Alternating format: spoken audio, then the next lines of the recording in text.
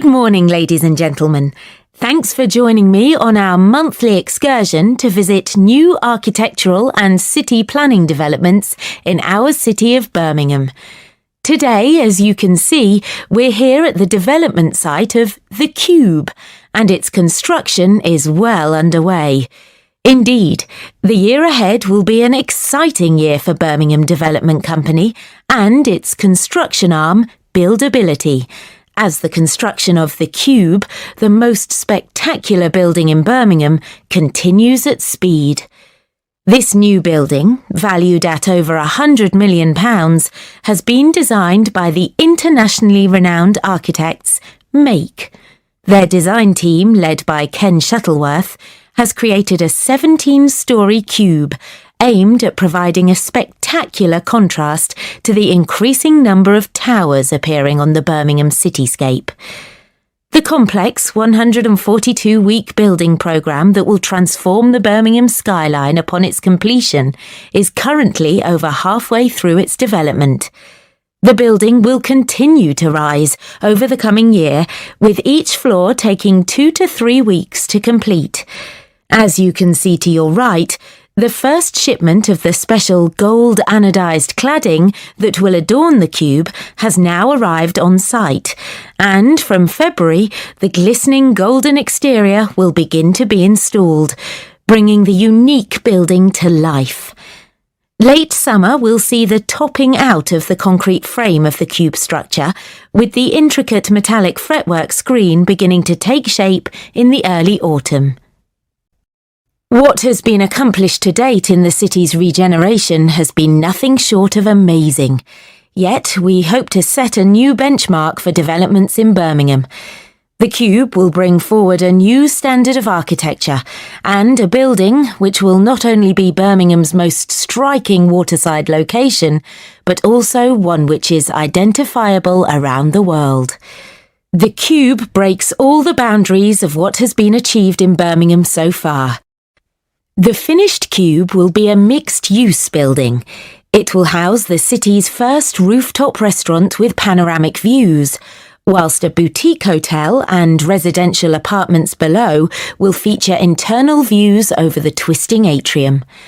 Further down, high-specification Grade A office space is planned, with more exclusive retail and waterside restaurants at the base.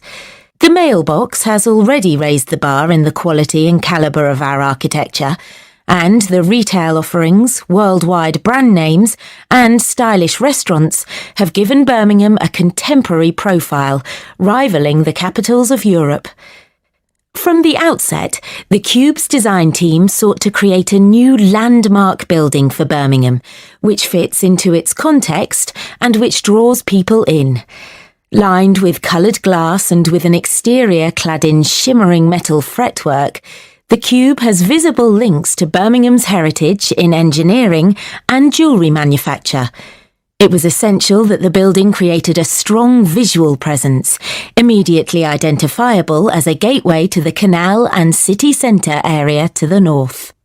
Our city is a city of the future, and as a futuristic building with phenomenal foresight in style and design, the Cube is indicative of our plans in how we see Birmingham developing. The Cube will help to elevate us onto a global stage. Now, let's go and have a look at the progress of the entrance gateway.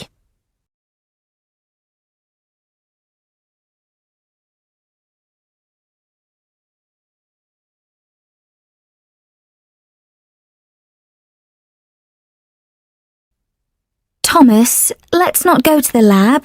Let's just stay here in the student lounge and drink tea and review the chapter. You know we can't do that. We've a responsibility to turn up and make sure our tutor has understood the week's lectures.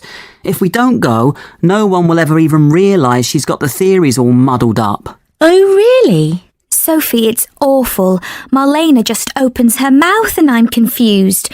Really, Marlena's our tutor. Yeah, I gathered that. You lot have got no manners. I was in the middle of saying something. she'll say things that make no sense whatsoever, and I'm thinking I've misunderstood something, and I'm looking around the room and everyone has these looks on their faces of... disbelief and merriment. Maybe you do, Thomas, but we're not all geniuses. Really, I'll be so worried that I've got it all wrong. Then people start asking questions and by, we figure out that she's mixed something up. That's too bad. It's not a good situation at all. But surely you're exaggerating a bit, Lynn. No, it's awful.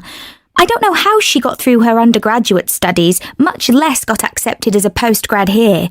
You'd think our professor would have some idea about her abilities. Marlena's an unusual name. Is she English? She's Spanish, David. She's got a really strong accent. Really, that's a lot of the problem, I think. I don't think she's thick. She just doesn't communicate very well. I'm not sure she understands us completely, especially when someone's joking around. And we do tease her a bit, I must admit. What a nightmare.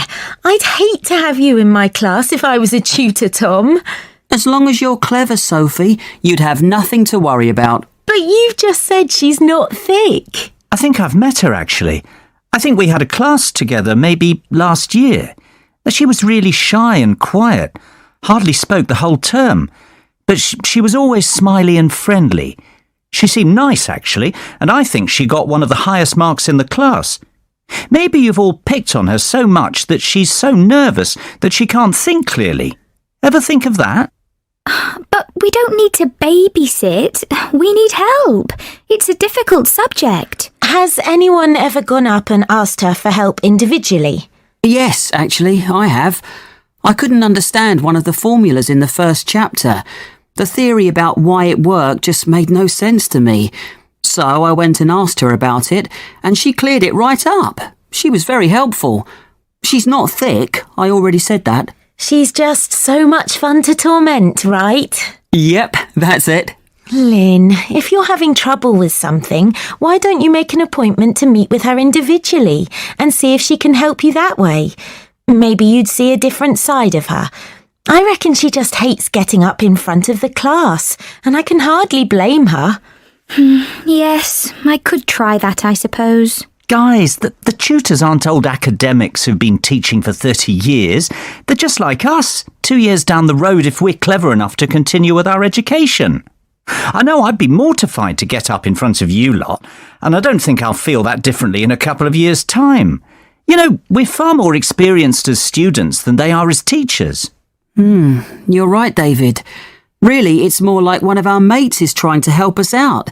But you know, our mates aren't so frightened of us. Yeah, but you aren't so horrible to your mates, are you?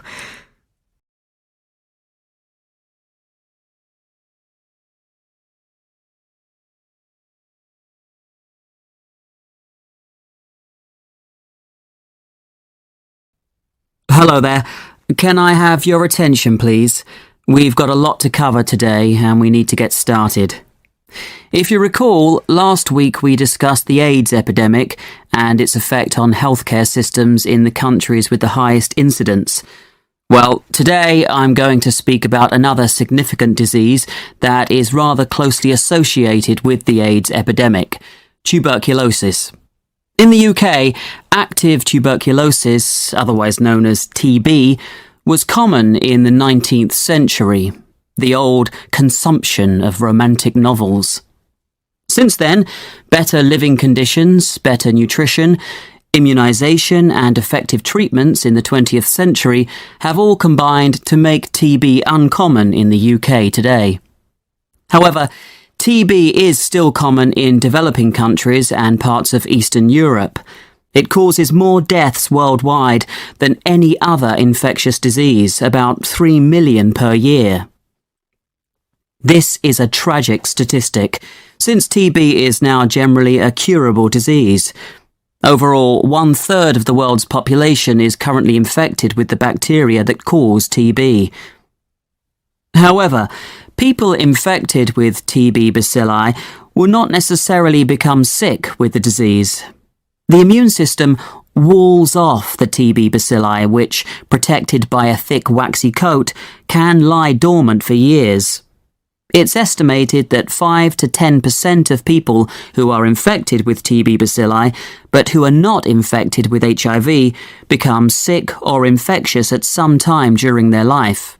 Left untreated, each person with active TB disease will infect on average between 10 and 15 people every year. There are certain risk factors that make certain people more likely to become ill with TB. When people's immune systems are weakened, their chances of becoming sick are greater, for example, due to HIV infection, immune-suppressing treatment, or alcohol or drug addiction. Age is also a factor, with babies, young children, and the elderly being most susceptible. In addition, poor nutrition and lack of vitamin D are linked to TB. Finally, TB is more common in certain environments, such as among homeless people, among prisoners, in large cities, and in more impoverished areas. Until 50 years ago, there were no medicines to cure TB. Finding medicines to cure TB was a tremendous breakthrough. But now, strains that are resistant to a single drug have been documented in every country surveyed. What's more, strains of TB resistant to all major anti-TB drugs have emerged. Drug-resistant TB is caused by inconsistent or partial treatment, when patients do not take all their medicines regularly for the required period, because they start to feel better, because doctors and health workers prescribe the wrong treatment regimens, or because the drug supply is unreliable. A particularly dangerous form of drug-resistant TB is multi-drug-resistant TB, abbreviated as MDR-TB, which is defined as the disease caused by TB bacilli resistant to at least the two most powerful anti-TB drugs. Rates of MDR-TB are high in some countries, especially in the former Soviet Union, and threaten TB control efforts. While drug-resistant TB is generally treatable, it requires extensive chemotherapy, up to 2 years of treatment, with second-line anti-TB drugs. These second-line drugs are more costly than first-line drugs and produce adverse drug reactions that are more severe, though still manageable. The recent emergence of extensively drug-resistant TB, called XDR-TB, particularly in settings where many TB patients are also infected with HIV, poses a serious threat to TB control, and confirms the urgent need to strengthen basic TB control and to apply the new WHO guidelines for the management of drug-resistant TB.